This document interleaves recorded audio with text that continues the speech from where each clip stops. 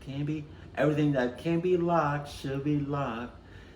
You gotta make sure that you no see. Hold on. Stop. No, sorry. I'm trying to make music. So the following stories. I'm not about to read that. I'm not. Are submitted by Killer. See what I'm talking about? My friend Sally has had a bad run with Nick. I did not know who this was at first. But this one was probably one of the worst.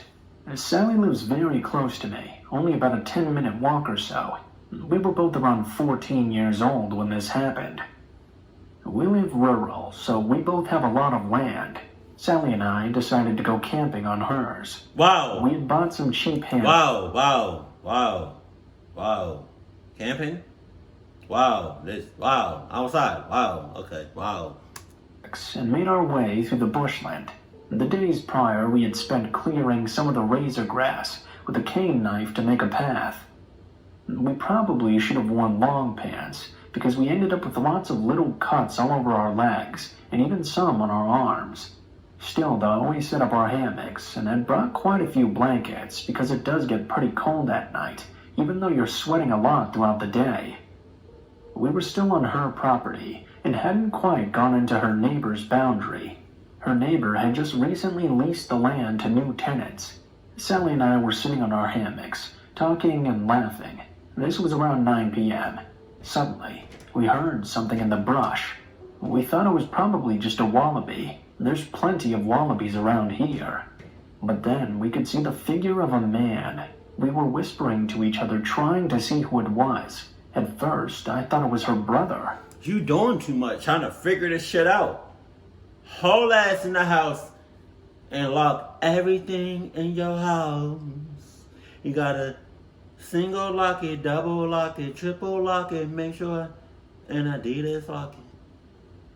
I'm sorry. I've been writing music and it's just like, I'm sorry. He was the kind of person who had come and scared us a lot when we were camping previously, after all. But as the person got closer, we were thinking that maybe it could have been her dad. It was really dark, and to be honest, the bush looks the same from every angle. We realized, though, that the man was coming from the other direction from her house. We didn't dare move, and covered our torches under our blankets. The man came up and said hi, and introduced himself as Ben. Now, Ben was extremely drunk.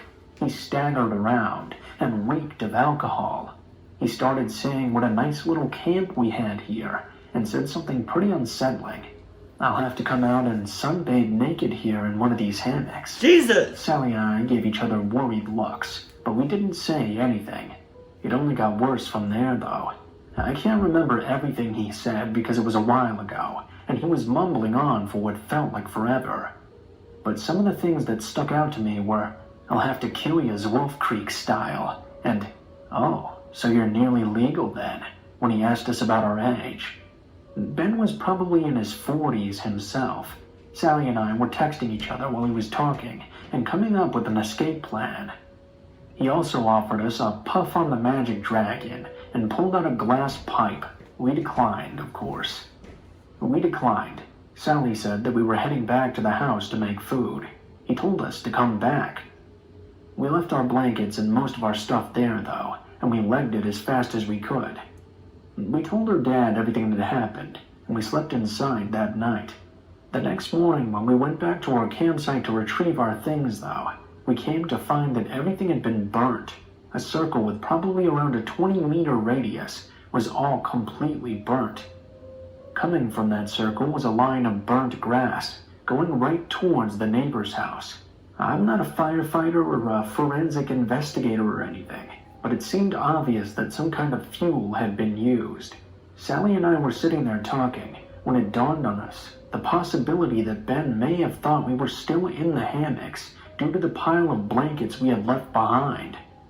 Ben was extremely drunk and definitely wouldn't have been able to tell the difference. We went and told Sally's dad, who then checked it out, and then went next door.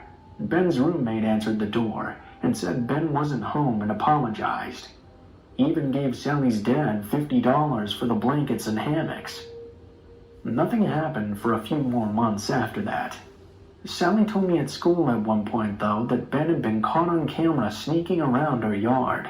I went to her house after school because she was going to be home alone until her dad finished work, and she was a bit scared. I ended up sleeping over there that night, and that's when he came over. Ben was drunk and stumbled out in front of Sally's house. He started yelling and accusing Sally of stealing his dog. Sally's dad called the police. They came and arrested him. The next day, we found a knife in the yard. It wasn't from Sally's house either. The police came again, and we told them about the knife. They got the footage from the cameras as well. I don't know what happened to Ben, but after that, he no longer lived next to Sally.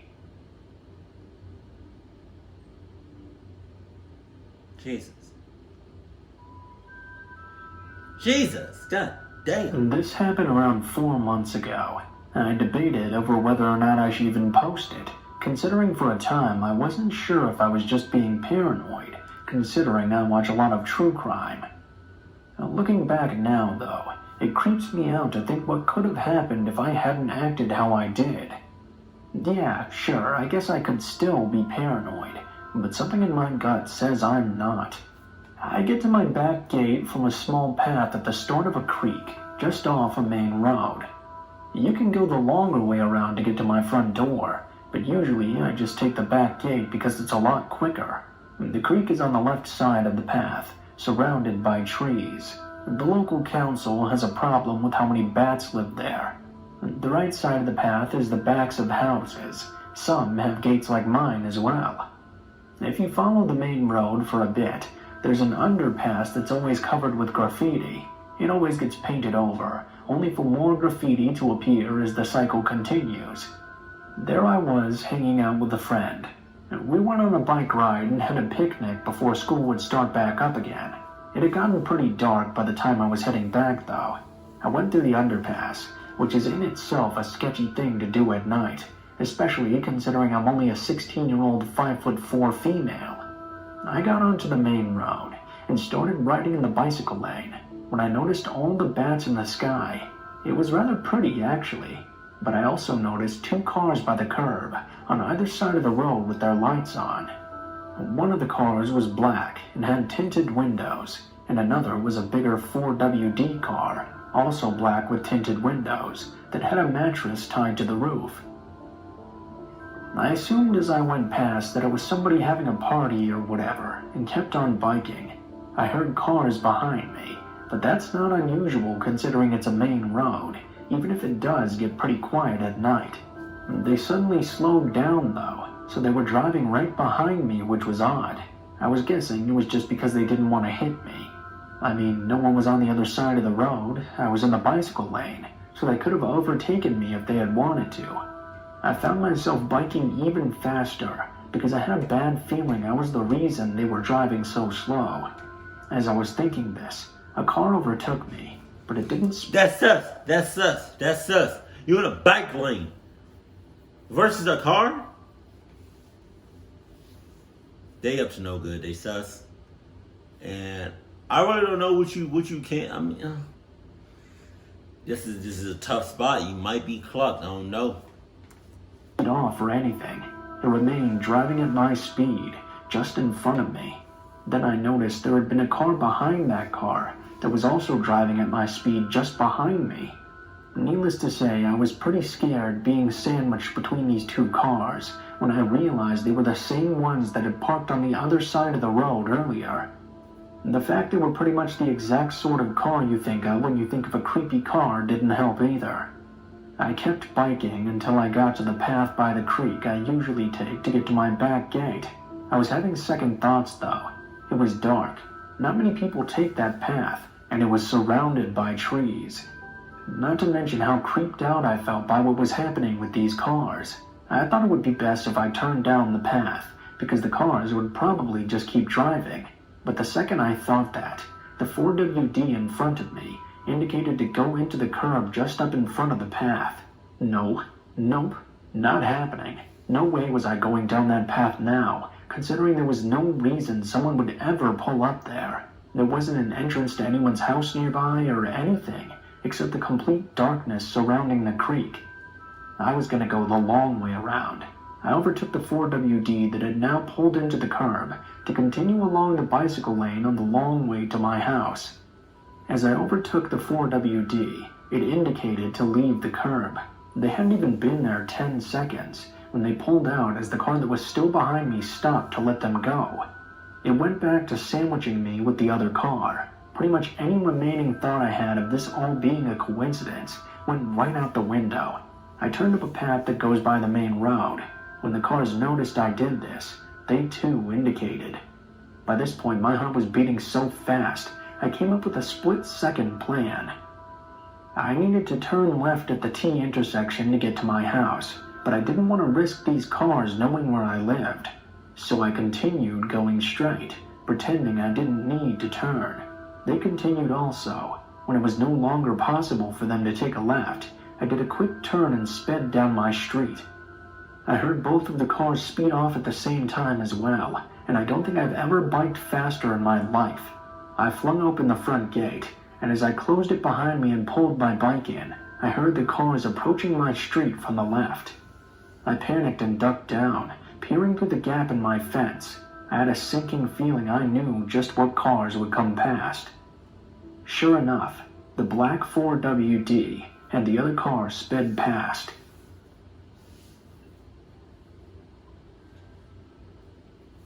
They probably know where you live, bro. Or like the general. About 15 years ago, when I was 22-ish, my best girl and I went out to bars 3 to 4 plus times a week. And generally, we... Damn. Jesus. That's a lot. Some interesting people, and made a lot of new friends. There were a few bars that we hit up more than others, and one in particular where we knew the bartender/manager very well. We went the week of Halloween, and each night their staff would dress up in a different costume. And this was where we came across Ron. He was bouncing at this bar, and didn't even catch my eye in the slightest as I gave him my ID to get in. Until just a few years ago, I never really looked anyone in the face. Even now I have to force myself to do it. My girl and I hung out, drunk and danced, met some people, then headed up to the bar to chat with our friend. Out of nowhere, he asked me what I thought about Ron. I had no idea who he meant, and he gestured to the bouncer. I was indifferent. He was older looking, very muscular, turned out to be a major gym rat. I was 22-ish there, dressed in black and skulls and platforms.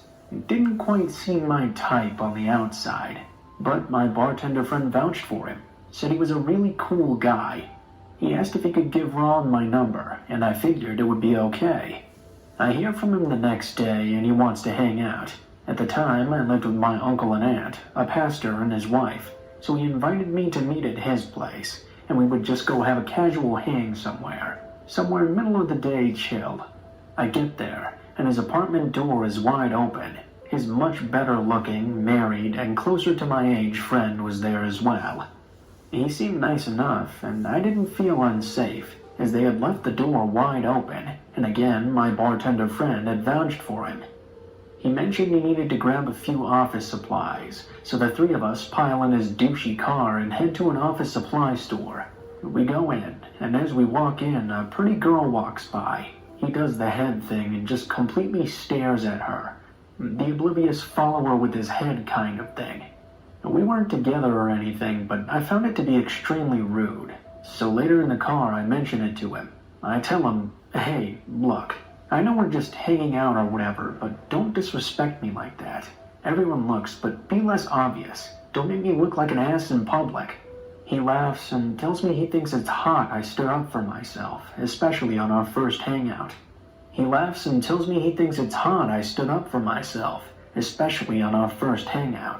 Okay. We get back to his place, and as we walk inside, he says, I like that. You're gonna have a ring on your finger by December. Remember, we'd only just met on Halloween week. Anyways, his friend leaves. We get takeout and hang and drink, and just talk. It turns out he's from the same tiny town that my parents are from, which is 6 hours south of us. He's a Desert Storm veteran, which made him more than 20 years older than me. He was back in school to finish his degree, worked full-time during the week, and bounced at night and on weekends.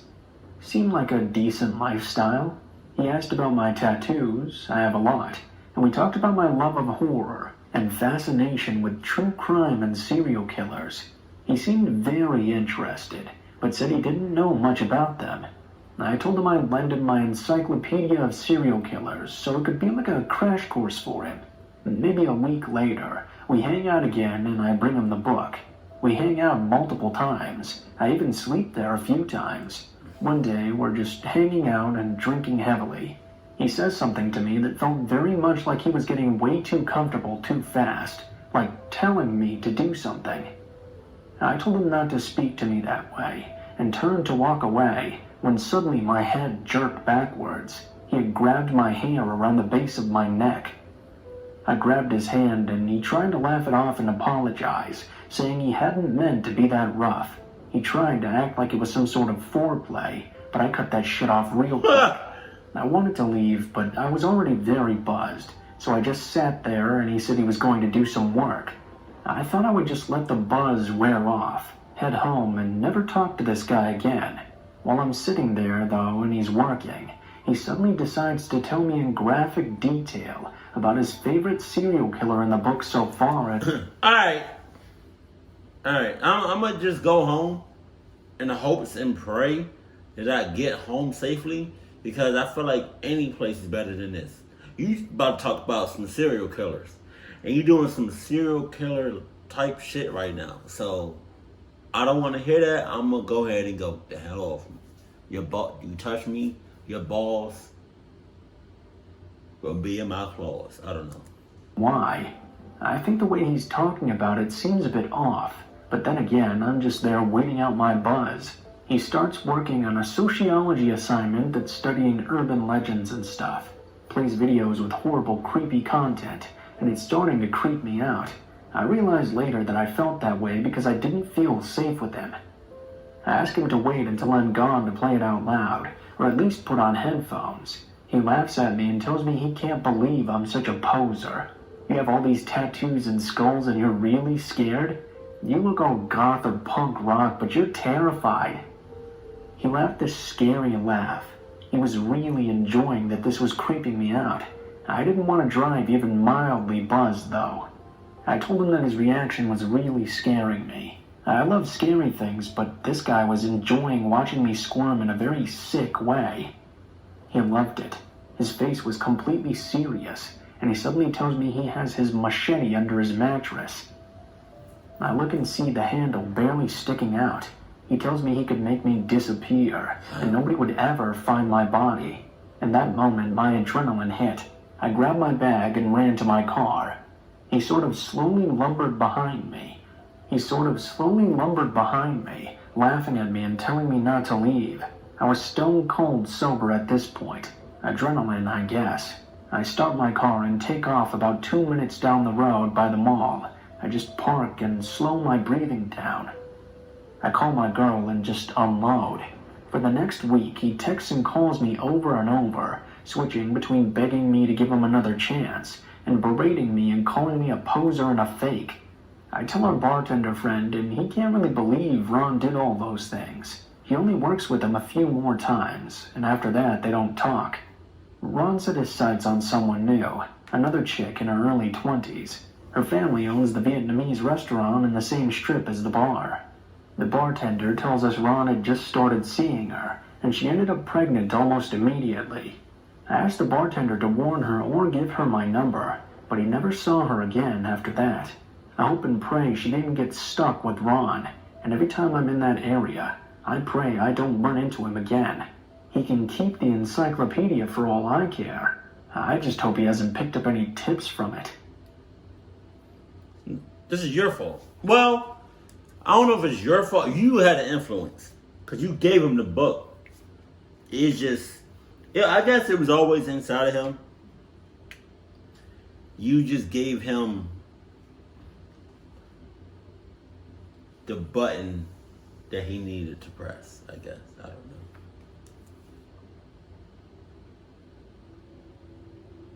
know. Right.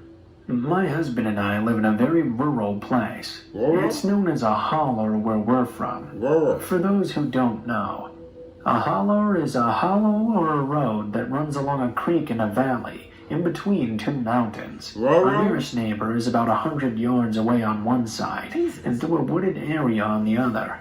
The way our house is laid out, if you drive up our hill and park, you come up to the back door. The front door faces the road, and no one ever knocks on our front door. One night, just a couple of years ago, I decided to go to bed just a little bit earlier than my husband. He wanted to stay up playing video games in the living room. I had been asleep for a couple of hours when my husband suddenly burst through the door of the bedroom, freaking out. He was mumbling and rambling in a desperate whisper. He had his phone in his hand, and I could just make out the light shining on his face. I was so out of it at first that I couldn't make sense of what he was saying. I lay there for a moment, and suddenly I hear him clearly whisper, "He's trying to break down the door." I sat bolt upright in bed, asking just what on earth he was talking about. He shushed me, telling me to whisper, and said he had to call 911. I glanced at the clock and noticed it was 3 a.m. I reached out to turn on the light when he loudly whispered, "No." He got through to 911 and told them that we needed assistance at our address. I caught a few details, but my head was still spinning. After he got off the phone with them, he told me what happened. It had been late at night, and he was staying up playing a game, when he suddenly heard heavy footsteps on the porch. He paused his game to listen in, and then there was a knock, another knock, then the repeated beating of the door. He could hear a man's voice, but he couldn't quite make out what he was saying. Instead of opening the door, he decided to walk out the back door and around to the front of the house to see who it was. He thought that it was possibly our older neighbor, needing some help with his wife.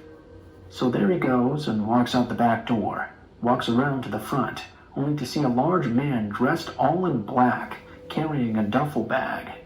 At this point, the man was pounding on the door so hard, it looked like he was trying to break in. My husband waited for a moment, then asked the man if he needed help or something. Apparently, the man didn't realize that my husband was just behind him, because he started yelling through the door, "Just let me in and I won't hurt you." At this point, my husband decided no more questions were necessary. He ran back into the house, locked the door, turned out the lights in the kitchen, and burst into the bedroom to call 911 and wake me up. After he called 911, we waited huddled in the darkness for 40 minutes for a policeman to show up at our house. 40 minutes! His excuse? Small town. No one was on duty. He had just been asleep. It was 3 a.m. after all. The policeman didn't even get out of his car either. He just sat there and spotlighted the house from our driveway as my husband went outside and told him the story and described what he could of the man. The cop left. My husband comes back in, and we sit in the darkness of our bedroom, terrified until daybreak, wondering just who that man was and what he was going to do to us if he actually did break in. Fuck y'all up. What are you talking about?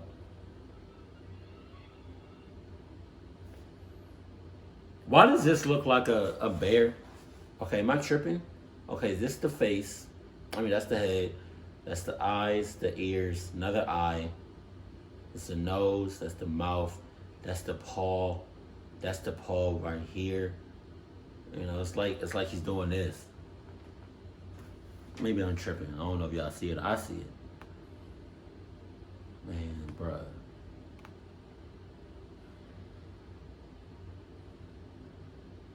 If you meet somebody, please